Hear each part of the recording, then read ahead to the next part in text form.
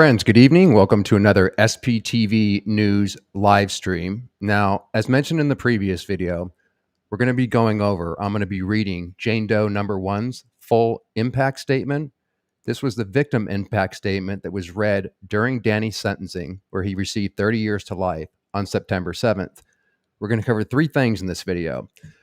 After I read the statement from Jane Doe, I'm going to show you the letter that was written by Jane Doe number one's mother, who is since disconnected from her daughter because she cared about protecting Scientology more than her own daughter. I'm going to show you the letter that she wrote in 2004, trying to handle David Miscavige and get some justice for her daughter up to a certain point. Again, she protected Scientology over her daughter. This is evidence that David Miscavige knew about the sexual assault and covered it up. And then at the end, I'm going to show you Judge Olmedo's statement. This was the judge that was overhearing the trial and overseeing it. And I know that there's a lot of people that watch too much CSI, in my opinion, and go, there's no DNA evidence, or it's like some fake Me Too movement. I know that Me Too can be used for other purposes maybe than what it was supposed to. But when you hear the statement from the judge addressing Danny in the packed courthouse, this includes members of the Masterson family that were sitting there, whose letters of support and leniency to go lenient on Danny, they were sitting there, the victims and the judge. The judge, as she reads this out, I think it will provide some information for those question marks that people, understandably so, might actually have about the case. Now, I'm only going to read Jane Doe one statement because it's long, and it's really, again, trigger warning, because it's bad, but it's important to read this so that we don't get lost, in my opinion. Too much about Ashton, Mila, Danny, and all the celebrity crap surrounding this, and focus on the people that actually suffered this. I'm sure I'll do a video on Jane Doe number one and number two, but it's going to probably take about 40 or 45 minutes to get through all this information. It is bringing back a lot of memories, personally, just going over all this material in the last few days. So we'll have to hit that when I'm more prepared, and one will be enough tonight. But let's get into that, and I'll throw the chat over so we can hang with you guys. If you have any questions, please leave them in the comments, and we'll get started on this. Stand by, please. Setting up. Okay, so this is on Leah Remini's Substack. This came out recently. I've been meaning to get to it. And as usual, there's a link in the description box if you'd like to read the full victim impact statements from all three Jane Does before I get to it. And since the letters are hard to read, I did want to have kind of a video representation where I blew these up, because you can barely read them and it's hard to blow them up on the Substack. But link in the description box, as usual, for everything and more that I'm about to read. So here we go, guys. Sit back. There's a lot of reading. Brace yourself, and let's just hear what kind of impact this has on the Jane Doe number one. This is from Leah Remini. Please read the statements that matter. Many people are focusing on what celebrities think of Danny Masterson. We must focus on what the survivors think of him and how he and Scientology impacted their lives. It's already hitting me, guys. Let me get a drink of water. Jesus. Because I've already read this. Okay, so last week, I sat in court at Danny Masterson's sentencing and heard four women address Danny Masterson before he received a sentence of 30 years to life. This is Leah talking. In this edition of my Substack, I'm sharing four statements without any edits or redactions. The victim impact statements of the three survivors who Danny Masterson was charged with raping. That would be Jen B, also known as Jane Doe number one, the one we're going to be covering tonight. Niesha Trout, that's Jane Doe number two, and Chrissie Carnell Bixler, Jane Doe number three, and the statement of Judge Charlaine F. Olmedo, which she read before she sentenced Masterson. Again, we'll be reading that towards the end. I urge you to read these statements to understand how cruel and criminal Danny Masterson and Scientology were and continue to be. While you may believe you know a great deal about the case, there's a lot that was never revealed in court that is detailed in these statements. You'll also get a chance to learn how Danny and Scientology directly impacted these women's lives. Scientology, its operatives and agents, all under the command of current cult leader David Miscavige, continue to traumatize not only the survivors in the case, but all those who have already suffered due to Scientology's evil and criminal practices.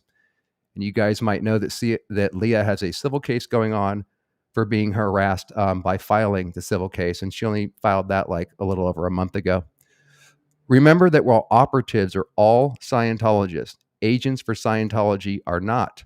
They are non-Scientologists. This is important. She's really given out some good information here, which we're going to cover in the next video when we deal with Doring, about how they actually go about their operations. It's important to know. So there's non-Scientologists who have decided that money is more important than what is ethical, moral, and often legal. See Scientology's lawyers that aren't Scientologists. The voices of the women who have suffered for over 20 years must be elevated and platformed.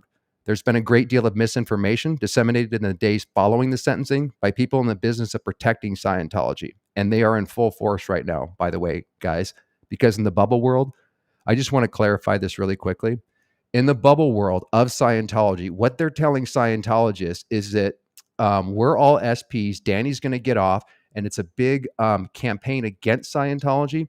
So they're in full force, even with their non-Scientologists, as Leah's talking about here. They're non-Scientology operatives that can be bought off for $50 in a sandwich. They're also out in full force in the way of sock puppet accounts, attacks on Twitter, trying to get channels taken down, videos removed, and all sorts of shit. So continuing on. So let me just read this again. There has been a great deal of misinformation disseminated in the days following the sentencing by people in the business of protecting Scientology and others who have made it their mission to discredit survivors of sexual violence, no matter who they are. And the most glaring incident was obviously when we read off those disgusting letters in support asking for leniency before the sentencing. The women who survived Danny Masterson's predation did not wait 20 years to report being raped. Again, quick comment. Some of the reason people don't understand it and why they think it's a Me Too fraud is they quote unquote waited 20 years, but that's not quite what happened. I'll keep reading.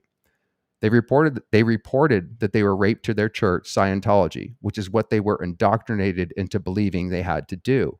They also knew that per Scientology policy, if they ever went to law enforcement, they would be committing a Scientology high crime and as a result would have their life, as they knew it, destroyed.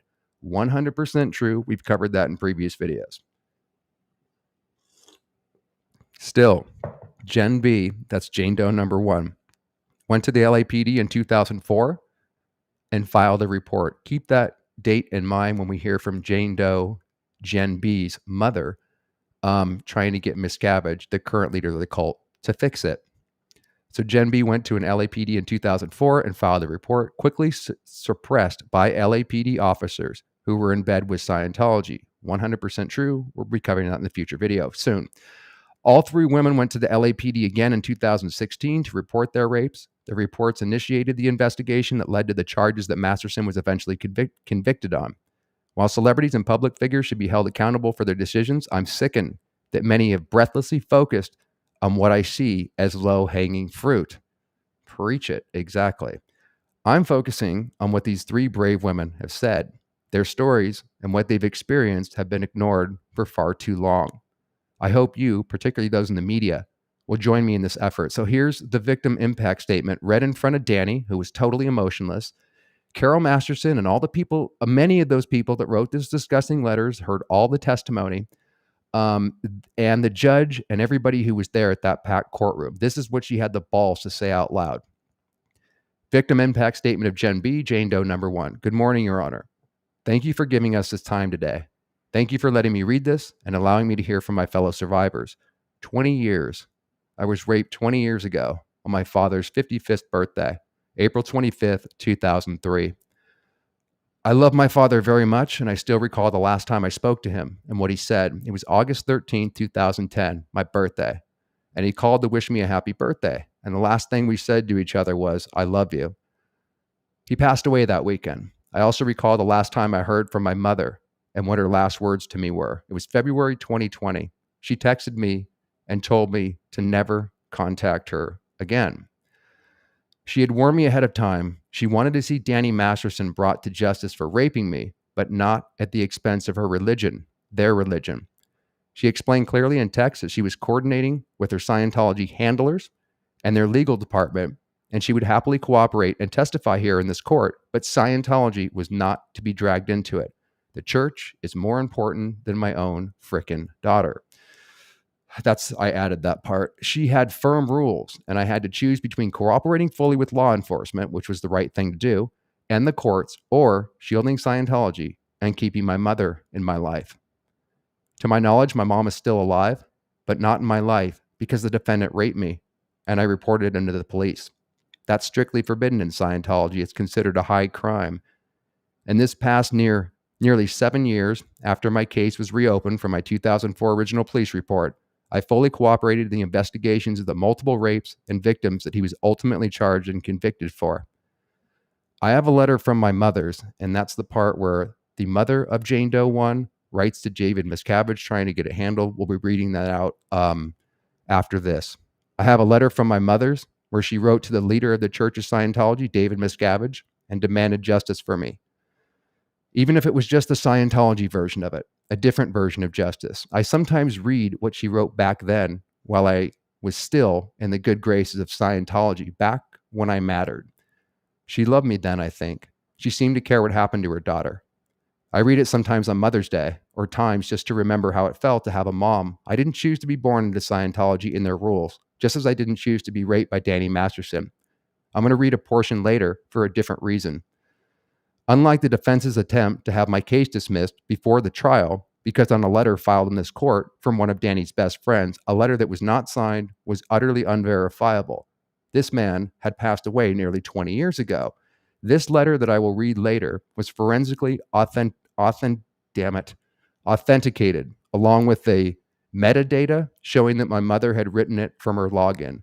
Now, she doesn't actually end up reading it in court, I believe, but like I said, I'll cover that after this. This letter was verified as authored and unaltered since March of 2004 when it was written and sent to David Miscavige. I know this letter was written by her, as she showed it to me after she sent it in 2004, so I wouldn't get in trouble with Scientology for helping her to write it. Stand by for 1 second, please. Okay. Drink of water. Continuing on. I became acquainted with the defendant, Mr. Masterson, through the church that we were both members of, Scientology. We need to start calling it a destructive cult. I mean, I understand that she probably can't say that in a court of law, but it would be nice to get the press and everybody to hammer it home. A reverse mind control that Scientology does to get people to call it by its proper name, a destructive cult masquerading as a religion. I became acquainted with the defendant, Mr. Masterson, through the church that we were both members of Scientology. I was born into it, and Mr. Masterson and I were what is commonly referred to as second-generation Scientologists. Our families knew one another. We attended parties, barbecues at his parents' house, or my parents' house or his home. We shared mutual friends, many of whom I had to walk by in the hall, not just today, but at every attempted arraignment, every day of the trial. I'm not going to speak about their behavior. I understand the code in Scientology. I understand the devotion that this celebrity, as he was considered, can garner in that religion. In other words, she's not going into the stare downs and alleged harassments. We have to say alleged.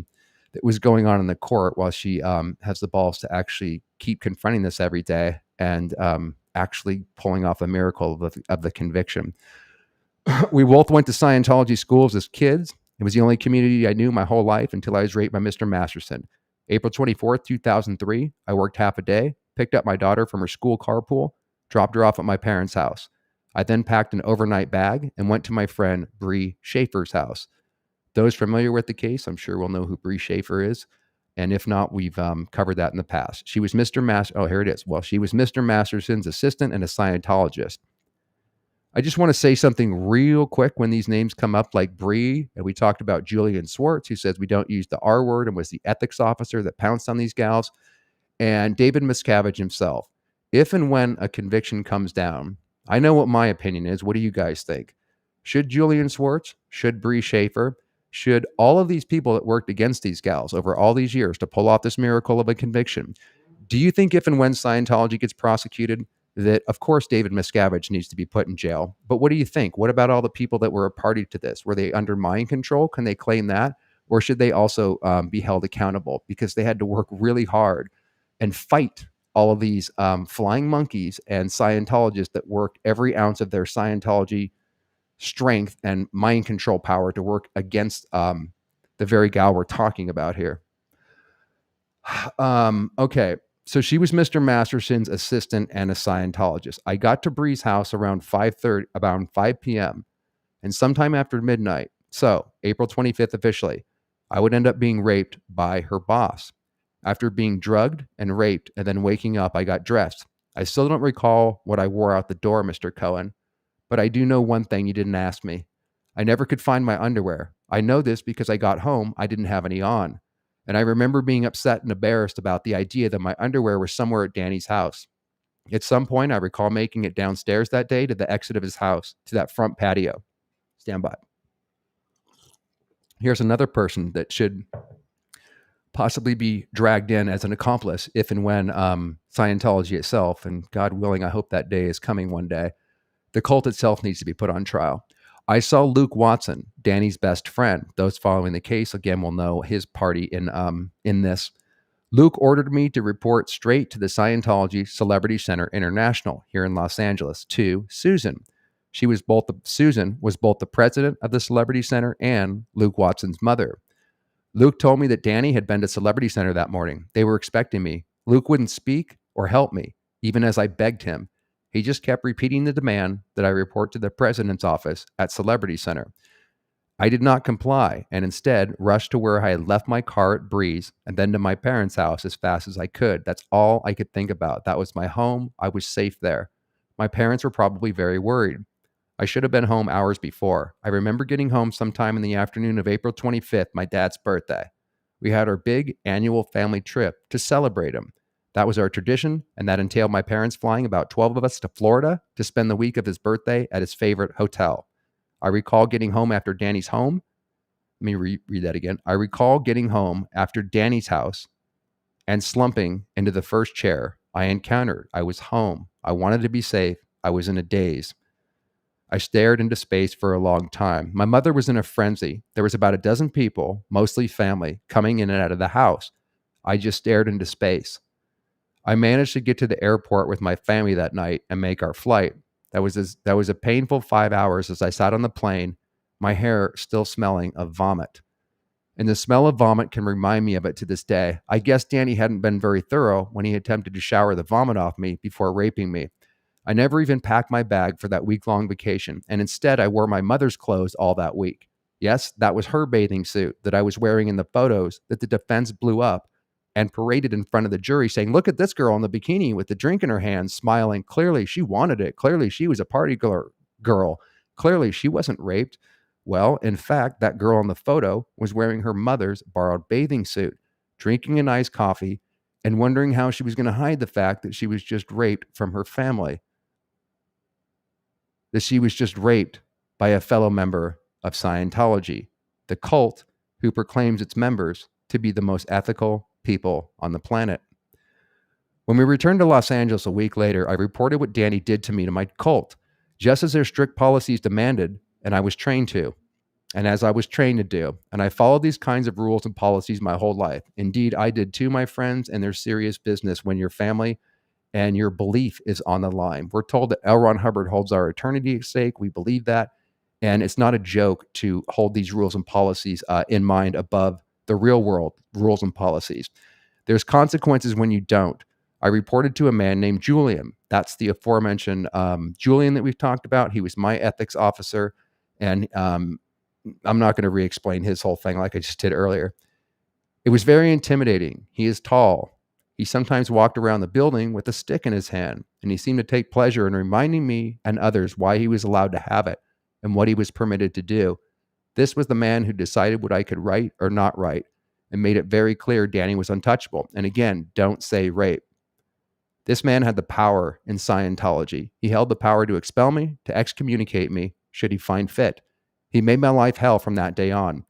Danny was a celebrity and therefore heavily protected by Scientology. I spent the year following the policies of Scientology and went through everything Danny demanded and our church enforced.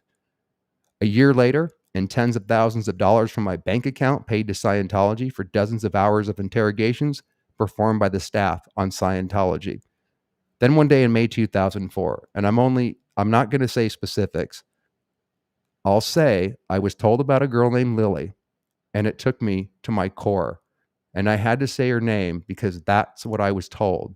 And that's when I decided to take a step that would destroy my life.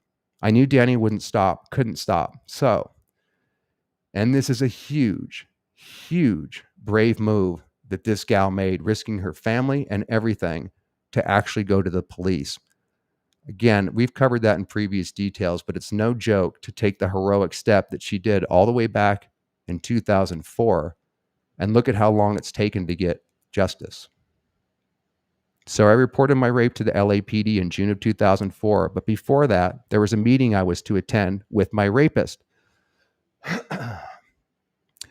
As Danny demanded in April 2004, I was forced by Scientology executive Kristen Catano to sit across from him in a meeting at a conference table where he claimed he would apologize and make a promise to never repeat such a crime on any woman if he could just hear me describe in detail how awful and violent the assault had been for me.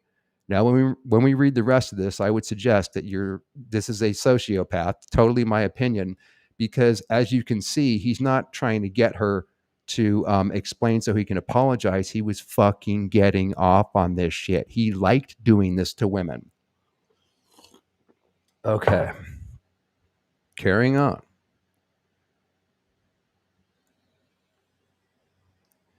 So, I was forced by Scientology executive Kirsten Gattano to sit across from him in a meeting at a conference table while he claimed he would apologize and make a promise to never repeat such a crime on any women if he could just hear me describe in detail how awful and violent the assault had been for me. I naively believed in the possibility of redemption, and I agreed. No, you didn't. I wouldn't say naive. I mean, that's what you expect. She had no idea she was going to hear what came out of his mouth. I imagine that added to the splitting of her mind after being raped by him.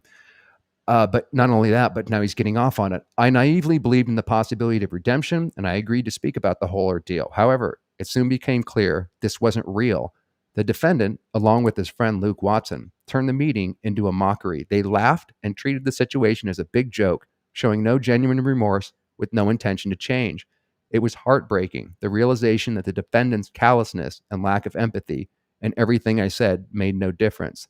And even up to and including September 7th, when he was sentenced, he showed absolutely no emotion and no remorse for what he did. What makes the situation even more distressing is the defendant's refusal to acknowledge the gravity of his actions, which he will never do, in my opinion. Not just to me, but to so many. He's not shown an ounce of remorse for the pain he caused me. Instead, he chose to laugh at my suffering and the horrors I told him about. To compound matters, he utilized our shared faith, our community, our cult to cover up his crimes and silence me. It's deeply troubling that an institution of faith, which should stand for justice and compassion, was manipulated to shield a perpetrator from accountability. The second time he laughed at me in that final meeting, as I was describing, reaching towards the nightstand, I still remember him laughing and saying he was afraid I might knock over the lamp on his nightstand, and he loved that lamp. Again, sociopaths treat people like objects. They're more concerned about their nightstand getting ruined than the actual person they're abusing. I told Kirsten the meeting was over. I'm sorry. Yeah, I saw the defendant when Jane Doe 2 was speaking. I looked over. I knew her pain, and I knew what she was looking at and what was looking back at her. I've okay. I knew he belonged behind bars for the safety of all women. And I'm so sorry, because why I am so upset is that I spent a year doing what I did, and I know yours was after mine. So it was really painful today, but I think necessary. I wish I had reported him sooner to the police. I knew he belonged behind bars for the safety of all women, should they come in contact with them in an isolated setting, isolated from those who could protect them from him, isolated from those who now so easily claim they never saw that kind of behavior of the defendant. Again, we've covered that extensively. Of course, there are many cowards who can claim they just, quote, never saw him rape anyone. Yeah, that's generally not how sexual assault or rape works. We know that. For those of you living under a rock who might have publicly stated before the trial they hoped he'd be, quote, found innocent, and there she's referring to Ashton Kutcher, let me state this. I read that, and my own daughters could read that too. I have 3 daughters, but I wonder if Danny's co-stars know that Danny Masterson had my 9-year-old daughter's name put on an NDA and stated it And this NDA stated that it forbid her. Sorry, man. Like I said, I read this and I know what's coming. Can you believe the lengths he went to actually cover this up? And can you believe he actually got convicted when going up against Scientology, Hollywood, and a powerful celebrity? So he had my 9-year-old daughter's name put on an NDA, that's a non-disclosure agreement, and stated it forbid her to disclose anything to do with Danny or raping or assaulting her mother, me. Yes, it was my child's name on it, and it includes her as a party and requires her not to disclose. There's even more. I'm not sure if it's in this victim's statement or Jane Doe 2 or 3, but Danny did something disgusting with another kid, which I'm sure we'll get to. If not in this video, in the other one, where we cover this. The reason she knew about what this monster did to her mom was the monster himself arranged for this. Here we go. Here it is. Maybe I should just keep reading and shut up. The reason she knew about what this monster did to her mom was the monster himself arranged for the son of one of his friends, one of his homies, one of my daughter's classmates, to tell my daughter, to tell her, to shame her, and say her mommy was a liar. And Danny didn't rape her mommy. I still remember the day I picked her up from school, and from the back seat, my child asked, quote, "Mommy, what is rape?" She was 9 years old. I mentioned that in my letter to the IJC. That stands for International Justice Chief, and it's the highest ethics positions where you send shit to when nothing else is working. But nothing works in Scientology. You just have to figure that out through a lot of stabs through the heart and trying to get justice within the Scientology Orwellian prison. In September 2004, Danny and his attorney, Marty Singer, threatened me with what my daughter would read in the rag magazines at the grocery store line should I back out of signing the NDA that afternoon. Should Marty Singer also be held accountable for his threats here? What do you guys think?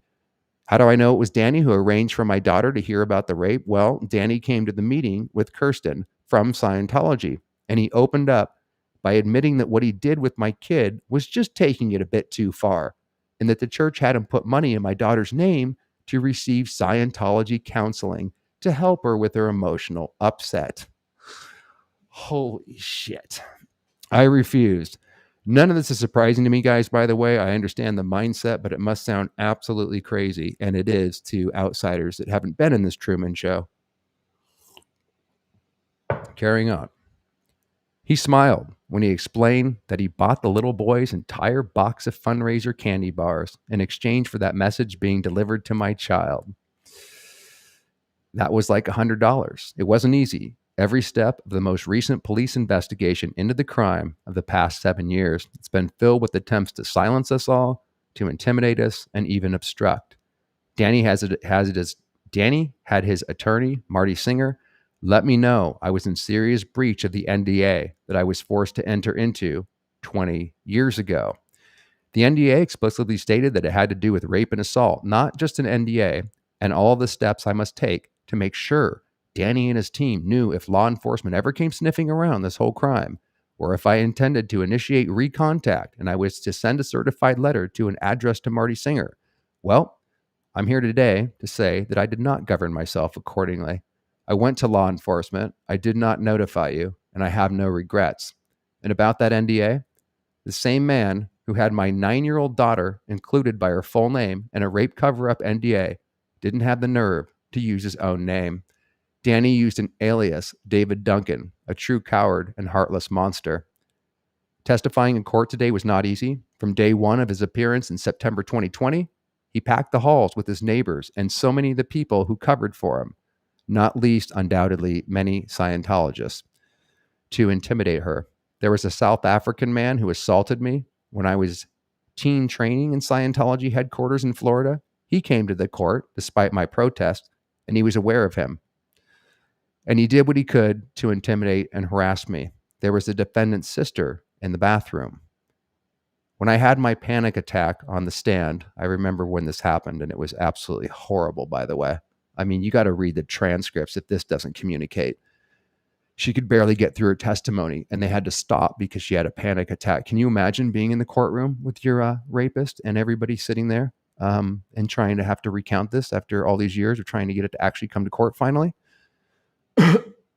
And being stared down in the bathroom by a Scientologist?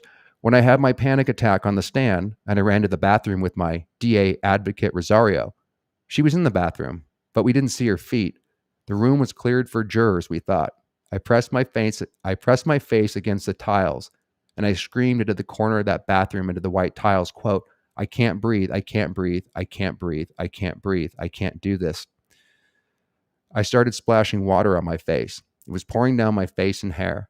And then I saw one black loafer and a second come down, and the door opens.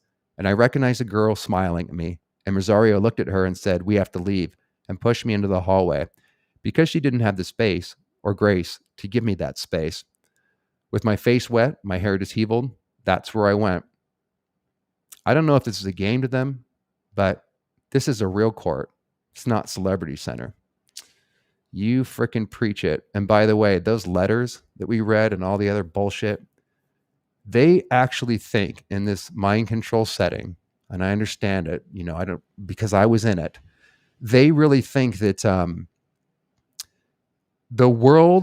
Scientology supersedes the world's laws.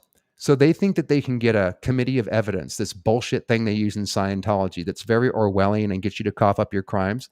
They think that the real world operates the same way, and they're handling themselves both in the courtrooms with the letters and their upcoming appeals and telling people in the Scientology bubble that it's all Leah Remini's fault and they're all SPs and Danny's actually innocent.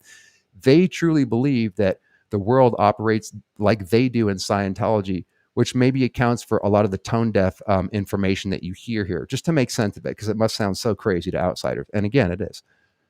The first couple of years post the attack and rape were really dark. I lost pretty much everything that I knew. I lost my religion. I lost the ability to be in contact with almost every person I had known or loved my entire life because I was deemed an enemy to the group, having been declared by Scientology for reporting the rape to the LAPD. Again, if you're just joining us, her own mother in 2020 disconnects from her because she took the church over backing her daughter ultimately. And I'm going to read you the letters that she wrote to cult leader David Miscavige in 2004 appertaining to that. I was given one concession. I was able to remain in contact with my parents and considerations for the millions they donated to Scientology. I had to find an apartment with little to no references. I didn't exist outside of the Scientology world. I had to find employment outside of the Scientology-dominated industry that I work with, my parents' business. I worked 3 jobs, sometimes 4 at a time. I had to start my life all over at 29. And the ugly truth is, I didn't want to live. And it seemed the world I knew didn't want me to live. I remember crying to sleep and wishing I could not wake up. This was the first time for most of 05 and 06, it was a regular occurrence. I had extreme suicide ideation, but too much love and concern for my daughter and parents to hurt them that way, or else I would have done it, I think. I would sob in my bed alone in my apartment and even started to pray to God, which I had never done in my life, and beg, if you are real, please don't let me wake up. I would bawl and not let the tears roll down my face and soak the pillow for hours. I would bawl and let the tears roll down my face and soak the pillow for hours sometimes and pass out into a deep sleep only to wake up hours sometime later, disappointed. Stand by, please.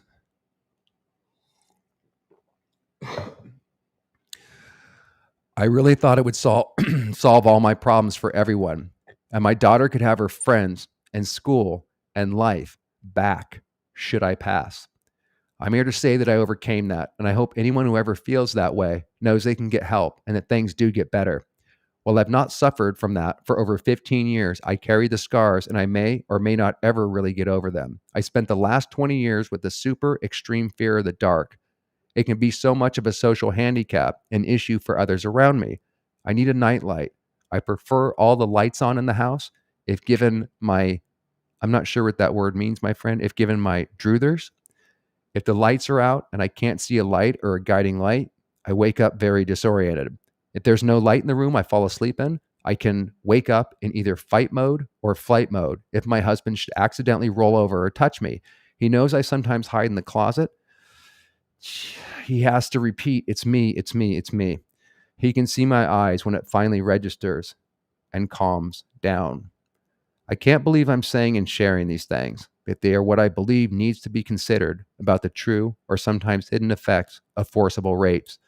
These are not weekly or even regular occurrences where I hide in the closet or get disoriented. But even the dozen plus my husband has to deal with these past many years, it's too many. I have another issue, and I also can't believe I'm going to share this. I just want to normalize. I can get so disoriented in this state that I will urinate in the corner of the room. I can't shower in peace. That's a bad place. The shower is a place my husband knows better than to even come into the bathroom when I shower. So he frequently draws me baths in the claw tub where I'm not triggered, as it bears no resemblance to the bathroom that night. I would compare it to pool spooks, if that helps anyone understand what it's like. I wish I could shower with my husband, but that will likely never happen. I have panic attacks that can trigger my breathing that can become so shallow I can't seem to get air. My husband knows to get cold on my face in the way of freezing water or cold night air if it's too extreme. I've screamed out the window of my bedroom in the middle of the night in tears, quote, I'm not okay, sobbing uncontrollably. I don't even know what the neighborhood thinks. I have medicine that can get ahead of one of these if I take it early on. My husband knows what to look for, as does my service dog. I was once a very outgoing, trusting person. I have trust issues that are so extreme, it poses real challenges just in this investigation, and the trust I needed to reach deep down and find. I still remember one call with the DDA Mueller, where I will forever be ashamed of not trusting him. He was truly one of the most honorable men I have ever met. I'm sorry. I had a list of more to share, but I don't think I'm required to rip my soul completely open to illustrate just how much the actions of the defendant can both nearly end a life or destroy so many aspects of one's life. And we who do survive to fight back are left shattered in a billion pieces. I would like to thank the people who made this possible. I won't be able to, but I wanted to say thank you to Leah Remini for lending me her full support, giving me safe passage to and from the halls. There's so much more I won't begin to tell everybody. I wanted to say that safe passage in something like this, and I really hope our advocates who work in the courts could get more support and resources, because it can be harrowing out there. Actually, sometimes here, and I had to quit. I like to think I'm a fighter, but I had to quit. In 2016, sorry, my friends, just give me one moment here, man. I'm not going to share my personal experiences. Her experience is way deeper than mine, but everything she's saying about the suicide and stuff is just bringing back some memories. Carrying on. In 2016, I think I'd given up hope. And then Chrissie B tweeted my name, said something, and we spoke. And she got back in the fight because there was another one. I'd only ever heard of her. My brother wrote about her in 2004. Again, we'll be going over that letter shortly. We're almost done with this.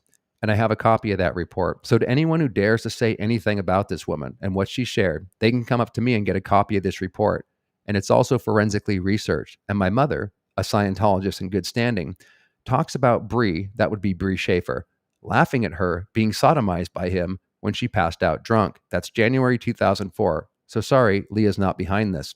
In closing, I decided not to share my mother's letter. Again, I'll share it here shortly. I really wish I could, but it's not a good idea. All I would like to say about it is, I wish I could do this. I can't do this. In closing, on sentencing, I just wanted to say one thing. I lost my family. Our lives were destroyed. He took lives. But there is something that I think is really telling, and I agree with him as to the sentence he should face. This is a report written by Danny Masterson, signed, dated December 9th, 2003. In closing, after he describes what he did to me that night and complained that the condoms were becoming dry, he closed with, quote, rape, which I am being accused of, is a felony in the state of California and in the United States, punishable for up to life sentence in prison. Ruth is claiming in this report, being CC'd over to a dozen people, that I have committed a felony. The defendant has been convicted by a jury of his peers. I think I agree with them that life is an appropriate sentence. Thank you. That's it. Wow. Holy shit. Jen, whoever you are, my friend, thank you.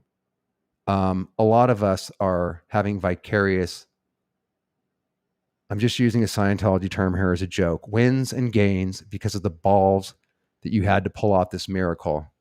In the last couple of weeks, like I said, have been really intense just reading what you have to say on the matter. So really, thank you for that, just personally. Now, I wanted to show you the letter that I know this isn't going to make any sense to, this needs a cigarette. I know this isn't going to make sense to any mothers and fathers out there that aren't going to understand how their own Jane Doe one's own mother can do the following, but I'm not justifying it, but I've said a million times, they're literally under mind control. The programmings of Scientology supersede rationality and anything you guys follow in the real world. So while it's unthinkable that she would defend Scientology and disconnect from her own daughter, who she was supporting up to a point, but when it came to Scientology, she had to pick the cult over her own daughter that was provably in a court of law raped. The only explanation from that, to me, is being under mind control, a spell.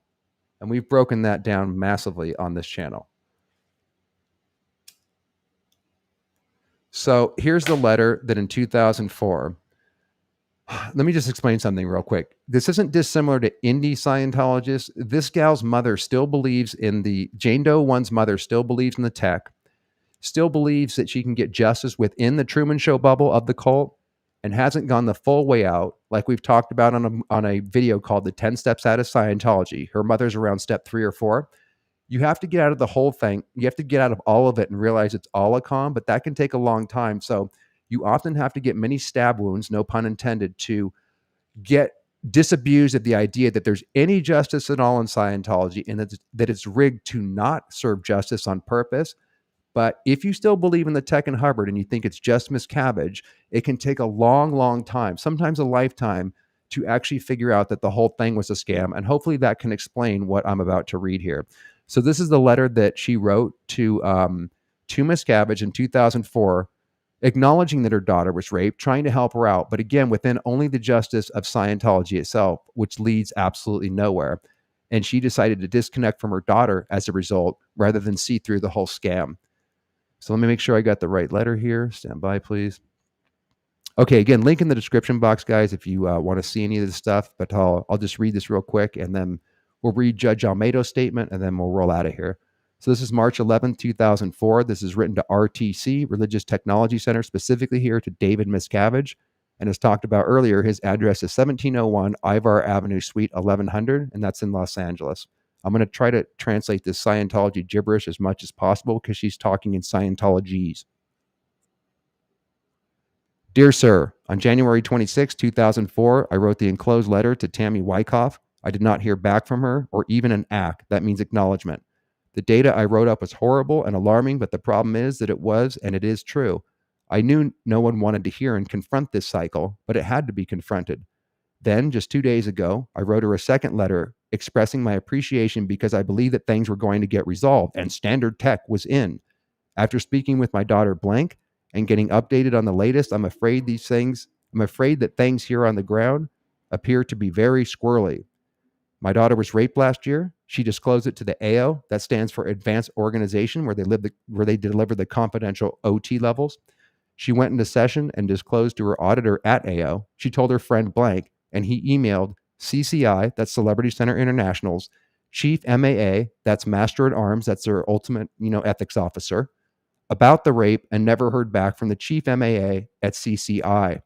All this happened prior to November of last year. Nothing was done. No one was asked any questions. In December 2003, my daughter disclosed it to me. I exposed the rape via TTSB. That means things that shouldn't be, which later I changed to a KR. That's a knowledge report. That's a Orwellian snitching culture type way to report on people that do things quote unquote wrong. Blank wrote and gave her KR about the rape to the church. She got a non-interpolation order and has been sec-checked. Oh my God, there's so much shit here.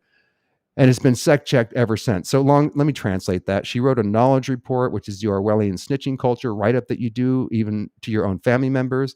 A non-interpolation order is one step away from being declared as suppressive. And a security check is the e-meter that you get on to change your memory. So you say, I guess no, so-and-so didn't happen. It was almost 3 months of sec checks, and she is on her third intensive.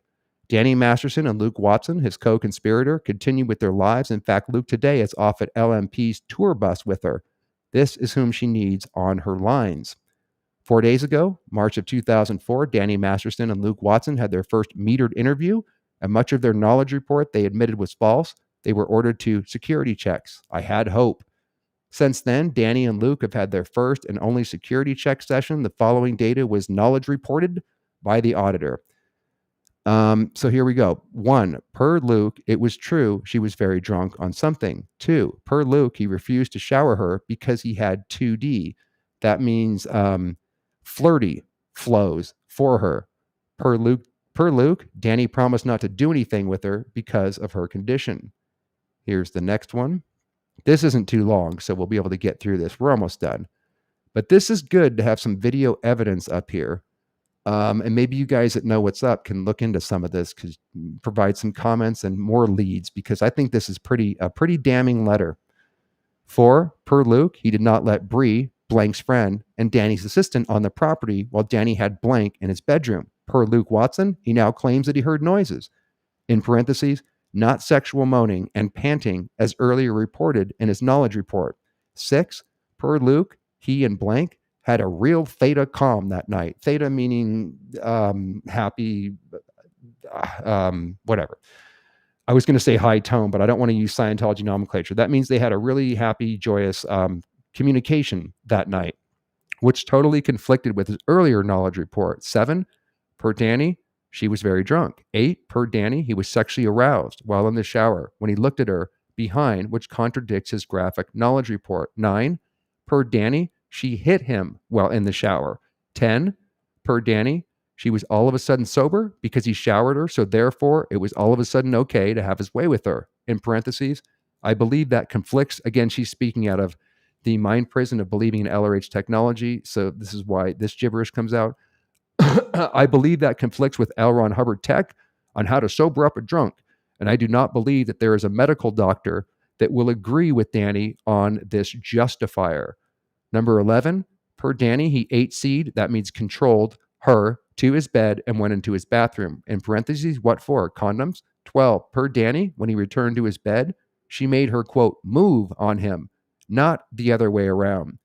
Per Danny, he put on a condom at that point. In parentheses, where did the condom come from? Answer, the bathroom where he keeps them and where he just came from prior to her, quote, move. 14, per Danny, while he was on top of her, she shoved a pillow at his face. 15, per Danny, he smothered her with that pillow.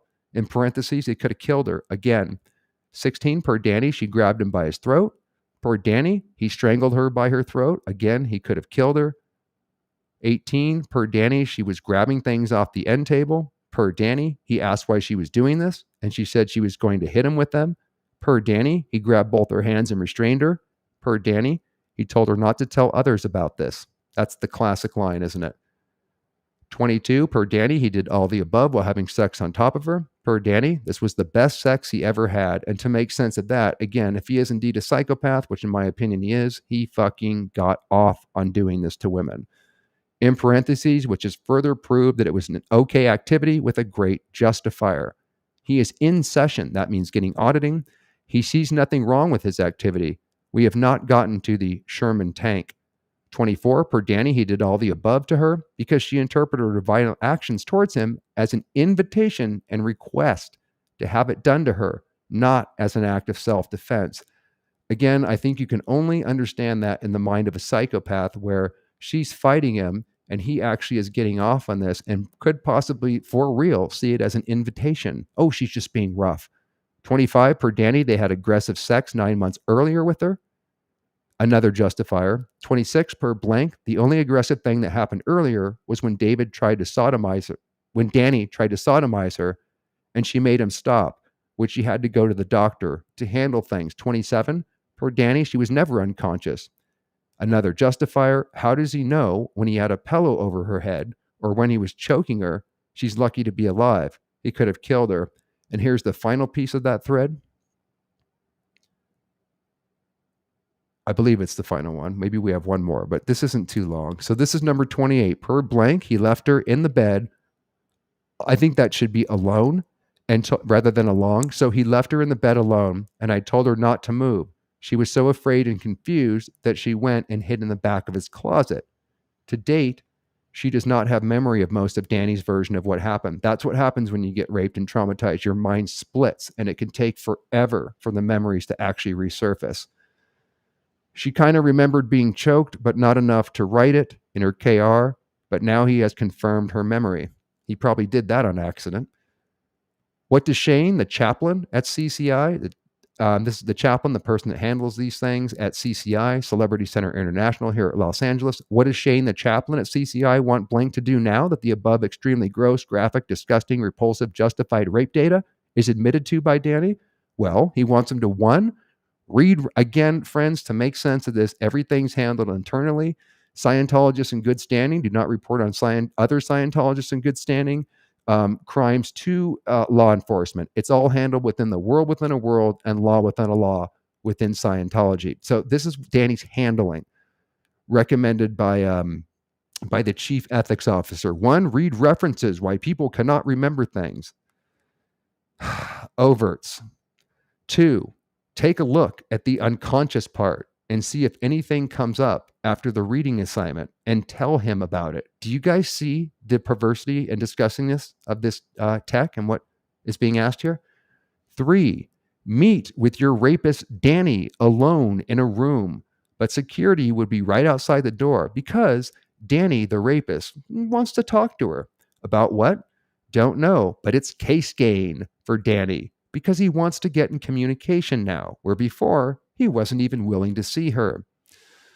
4, Shane said he would be glad to videotape the room because she's afraid of Danny. I believe that is illegal. So what the hell is this?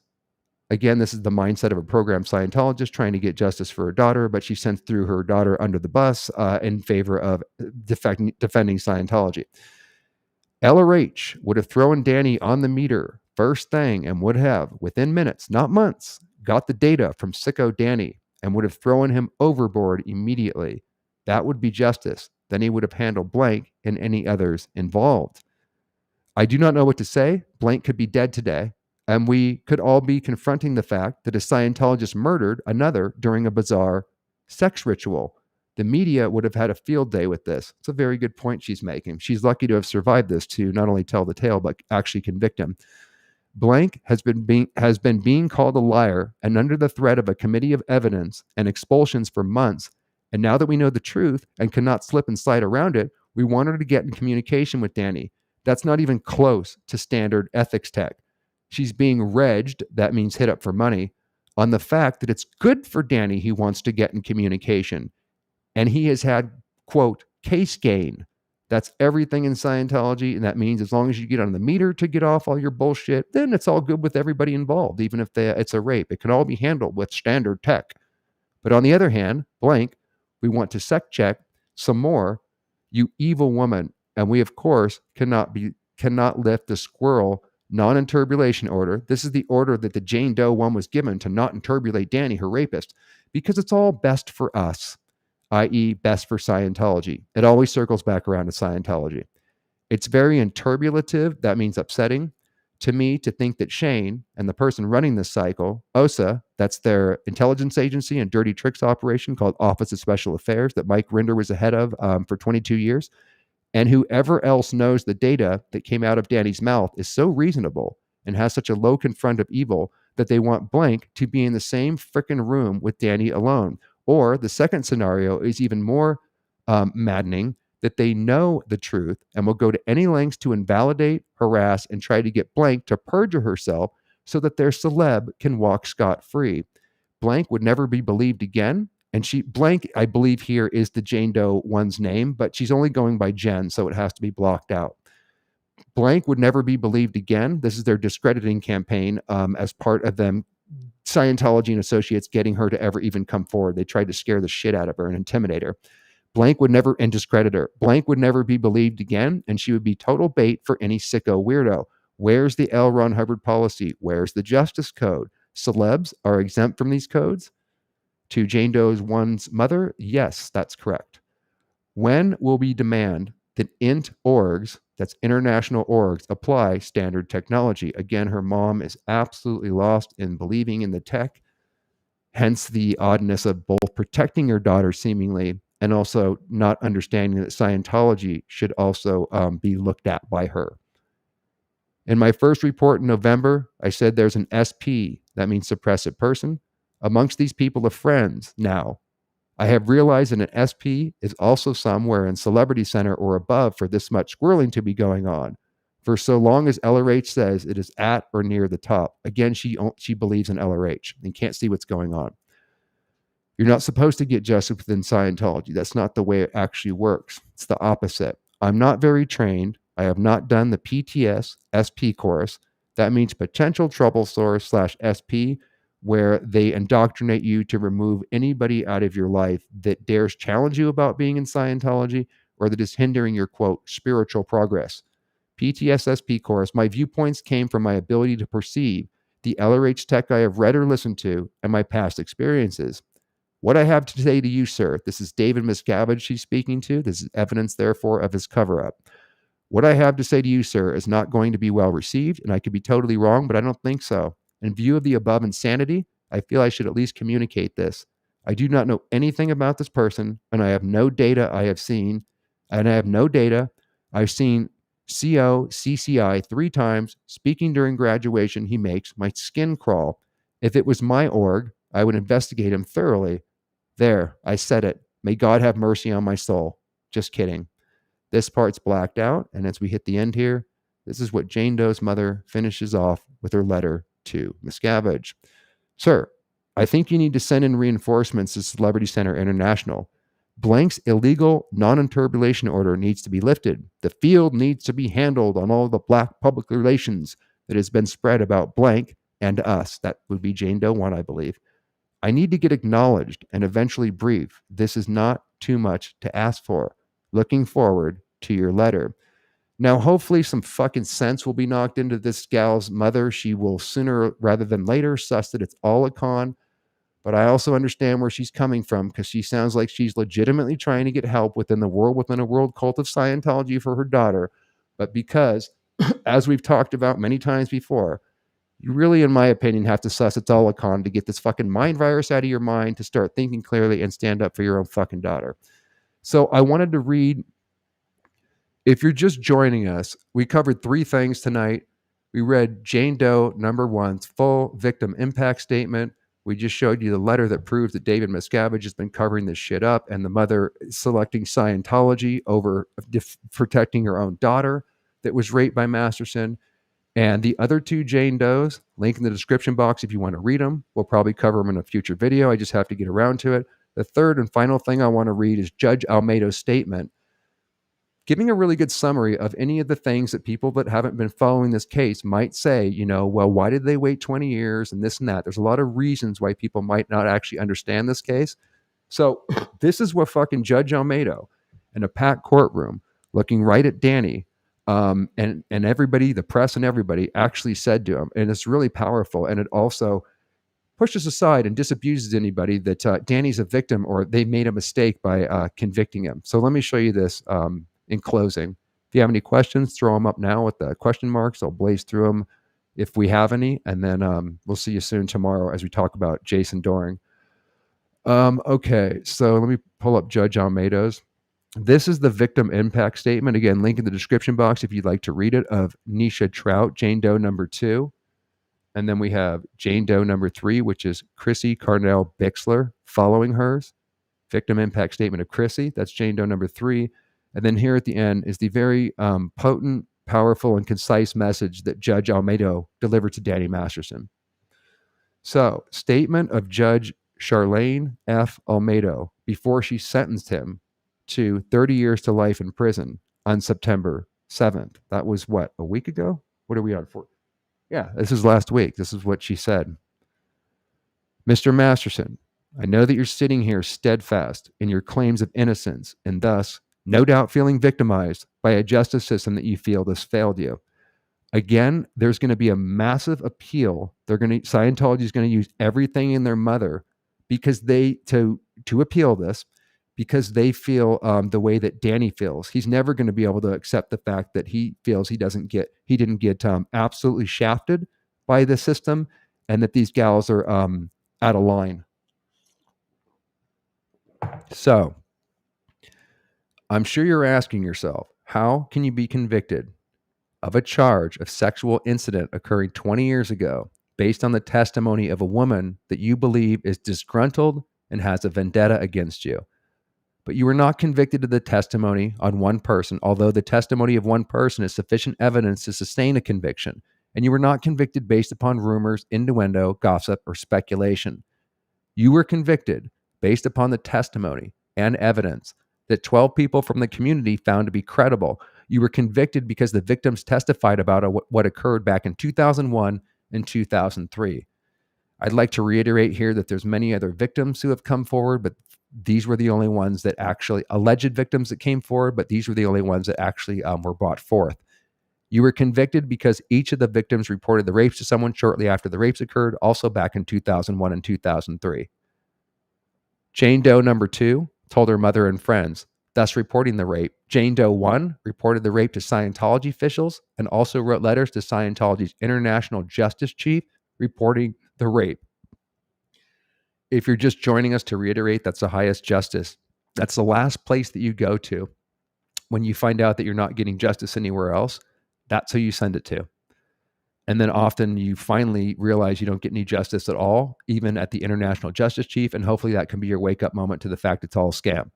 They also reported the rape to Los Angeles Police Department approximately a year later. And Jane Doe 3 reported the rape to Scientology ethics officers. Again, see the aforementioned Julian Schwartz, and higher officials, see David Miscavige, within the Scientology organization shortly after the rape. In addition, shortly after the rape, he paid Jane Doe 1 approximately $400,000 to keep quiet about the charged sexual incident.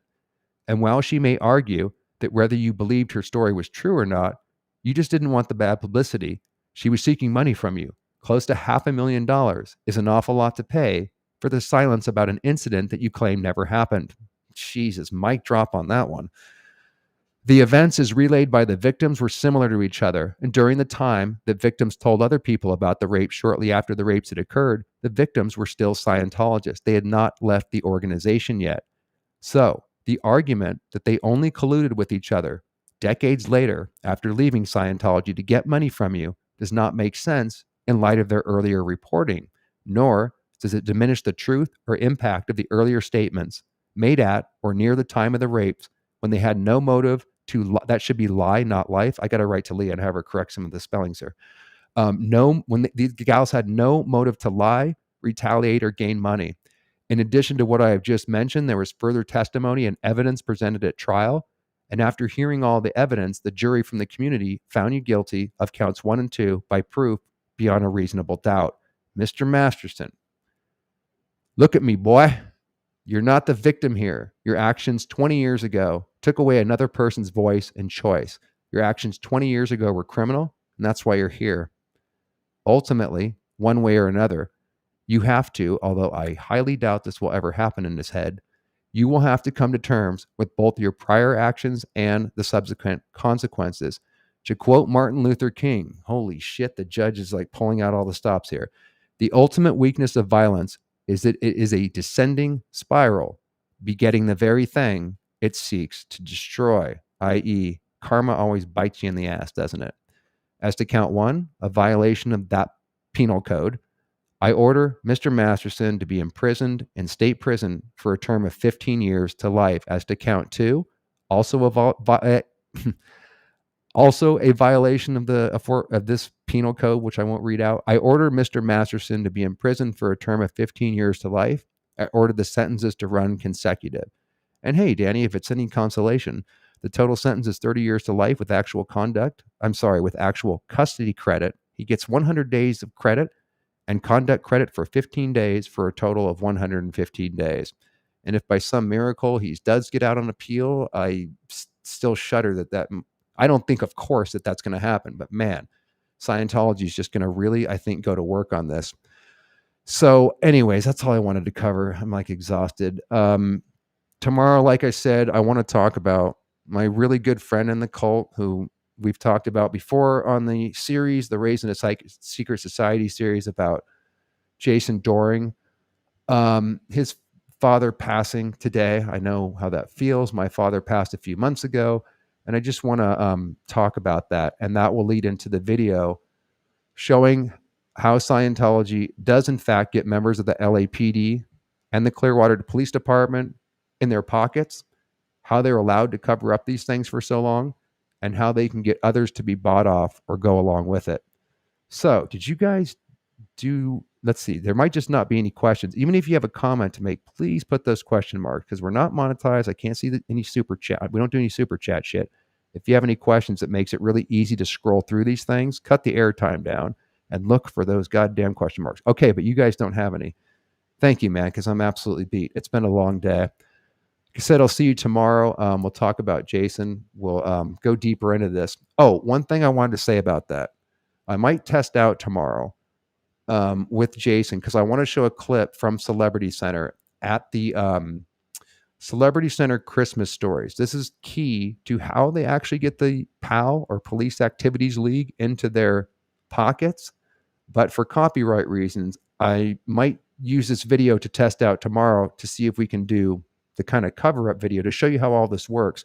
I really want to use clips of Danny Masterson and Ashton Kutcher, Jason Doring and Michael Pena, Laura Prepon, and a whole slew of people pimping at Scientology Celebrity Center and the Christmas stories. But since they've been scrubbed from the internet, I downloaded all this shit, man, when I started this channel in June 2020, because I saw a lot of the channels, particularly during the pandemic, get memory hold and removed. So I downloaded a bunch of shit that you can't find anymore, including these Christmas stories with Doring and Masterson and the 70s show people and shit. So if I put up a clip of that tomorrow and the video gets taken down, it'll only be a copyright strike. It won't be a community guideline strike. That will let me know if I can show you the full videos when we get into the cover-up part. Sorry for the ramble, but I just wanted to let you know. If the video gets taken down tomorrow, it will not be Scientology's or OSA's fault. It might be a testing ground to see if I can show you these videos. And if not, we're now on Rumble and BitChute. Please subscribe over there because we're going to be moving over there for these kind of videos. I can definitely do that video and put it up on Rumble. One way or the other, the shit will get done. Okay, my friends, it's fucking 10:30 p.m. my time. 50% of the YouTube audience is from the USA. So they're probably all sleeping, but wherever you are out there, whether it's morning, evening, or afternoon, I bid you farewell, and we will see you very soon. Have a good